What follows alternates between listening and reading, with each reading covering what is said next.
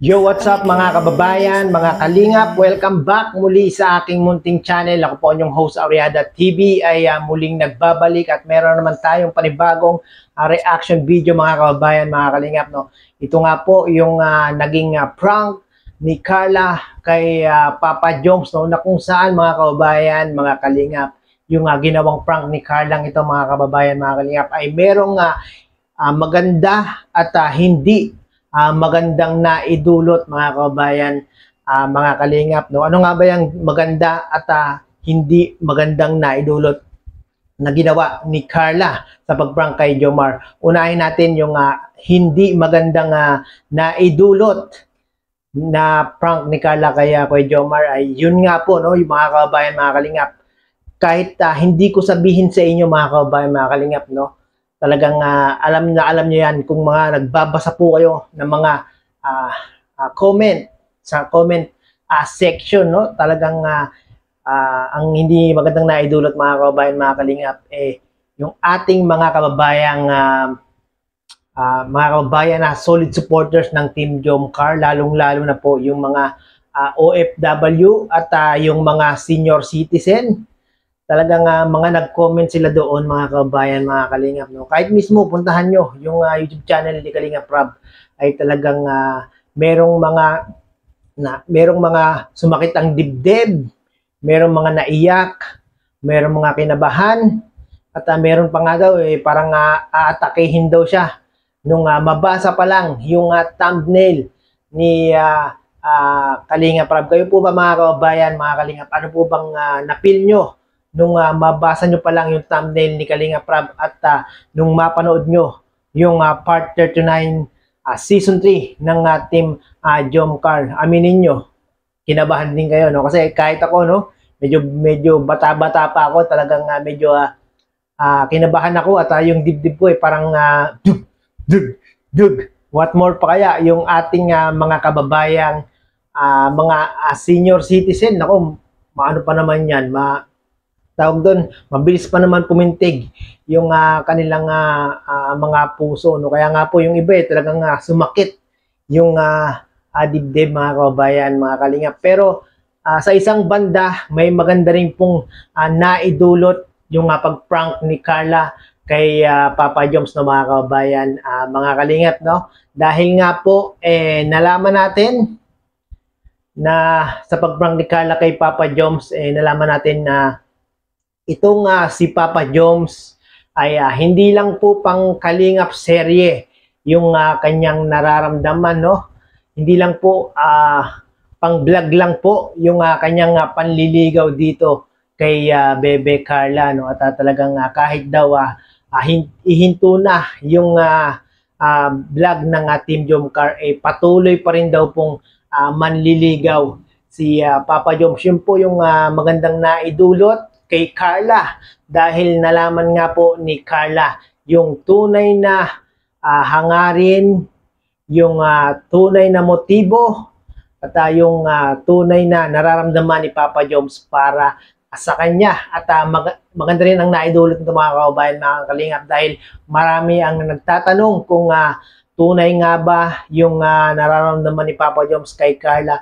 Yan po mga kababayan, mga kalingap, dahil sa prank ni Carla ay nasagot po ni Papa Joms yung mga haka-haka na baka daw sa vlog lang, baka daw dahil sa mga sponsor, kaya itong si Papa Joms parang nangliligaw na kay Papa Joms. Pero hindi po mga kababayan, mga kalingap, talagang inamin na ni Papa Joms na kahit stop na ang Team Jomcar ay yung kanyang panliligaw ay magtutuloy-tuloy pa rin mga kababayan, mga kalingap, di ba? Maganda rin, may maganda rin naidulot yung pag-prank ni Carla. Pero naawa talaga ako sa mga nag-comment doon sa comment section ni Kalingap Rob, no? Talagang sumakit daw yung dibdib, halos hindi raw makakain, halos ayaw daw matulog, at yung iba nga mga kababayan, mga kalingap, nabasa pa lang yung thumbnail, ayaw nang panoorin. At meron nga daw nag-comment doon, no? Yung kanyang dalawang apo, bali tatlo sila nanonood, yung lola, yung dalawang apo, bali solid supporter sila ng Team Jomcar. At yung dalawang apo nga daw nung nabasa yung thumbnail ni Kalinga Prab, hindi nga daw pinanood ng dalawang apo, at yung lola nga lang daw po ang nanood, at yung lola sinabi sa kanyang apo na prank lang daw po. Parang talagang nagtampo, mga kababayan, mga kalingap, yung dalawang apo. Ganyan po kalakas yung impact ng pagpa-prank ni Carla dito kay Jomar, no, mga kababayan, mga kalingap. Talagang napaka effective po. Talagang lahat ay nadala sa acting ni Bebe Carla, no. Well, hindi natin masisisi, mga kababayan, mga kalingap, yung mga reaksyon ng mga viewers, no, dahil nga po sa sobrang solid ang pagsuporta ng mga viewers, mga subscribers, mga supporters, mga sponsor dito sa Team Jomcar, ay gano'n na lang po yung kanilang talagang naramdaman nung mabasa at mapanood hanggang kalagitnaan yung pag-prank ni Carla kay Jomar. Nako po, mga kababayan, mga kalingap, yung mga solid supporters ng Team Jomcar, yung mga nagtampo po sa part 39 na ito, sana po ay wag naman kayo magtampo, mga kababayan, mga kalingap, at wag po kayong magtampo, magalit kay Carla, dahil ito po ay part po ng Kalingap serye, yung pagpa-prank ni Carla kay Papa Joms Soto, at binigyan na naman tayo ng ibang taste, ibang flavor ng Team Jomcar, na kung saan talagang dinala tayo ni Carla sa kanyang acting. Masasabi natin na si Carla talaga ay mahusay ng umacting at nakakasabay na dito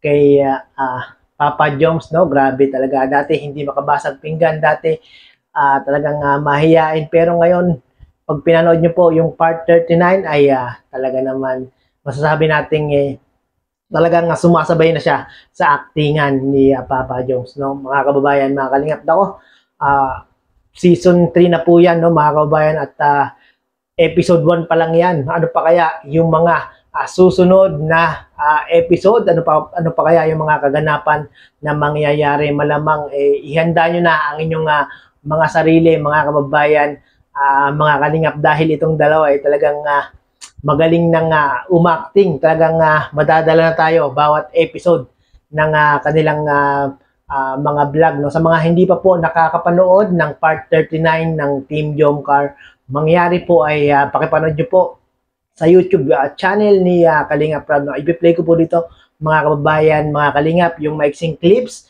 na kung saan yung pag-prank ni Carla kay Papa Joms ay may magandang naidulot kay Carla, dahil nalaman niya nga po yung pag-amin ni Papa Joms na tunay at tapat yung kanyang nararamdaman, at kahit daw mawala yung season 3 ay tuloy-tuloy pa rin, dire-diretso pa rin yung panliligaw ni Papa Joms, at maganda rin naidulot yan sa mga viewers, dahil nalaman ng mga viewers na totoo yung nararamdaman ni Papa Joms kay Carla. Panoorin po natin to, mga kababayan, mga kalingap. Yung panliligaw ko, i-stop na rin natin. Pati ba yun, gusto mong itigil ko na rin? Ikaw pong bahala. Sige, kung ayaw mong latin. Pero sana naman, kahit yung panliligaw ko, payagan mo pa rin naman ako.